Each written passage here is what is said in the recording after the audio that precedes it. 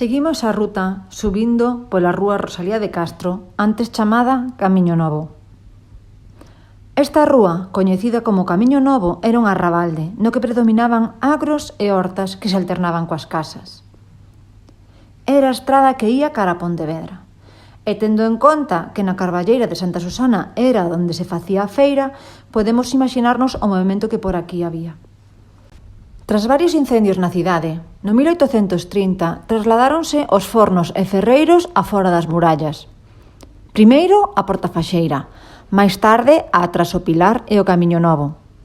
A zona foi medrando e convivían pendellos de artesáns con vendas de viño, casas de hóspedes, tabernas e algún que outro lugar de dudosa legalidade. Estas tabernas tiñan como clientes os homes da zona, así como viaxeiros e arrieiros que frecuentaban o barrio. Estes locais tiñan sona de peligrosos polos escándalos e pelexas que había. Co paso dos anos, a clientela foi cambiando, así como os propios locais, dando paso a cafés e máis recientemente os pubs, concentrándose no ensanche a afamada movida Compostela. Esta rúa é das primeiras do ensanche, xunto con Carreira do Conde, a Senra e o Hórreo. Precisamente por ser entrada á cidade, os negocios e primeiros edificios se concentraron aquí.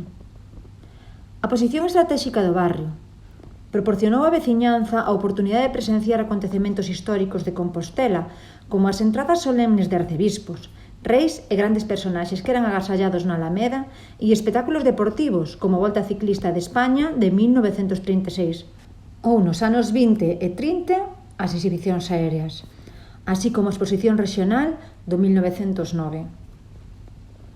Se miramos para en fronte, vemos unha imaxe de Santo Antonio, que está inventariado como ben cultural nun edificio máis moderno que foi construído no solar do asilo de Feáns, e no que estivo moitos anos o restaurante Toño Vicente, famoso por ter a primeira estrela Michelin de Galicia.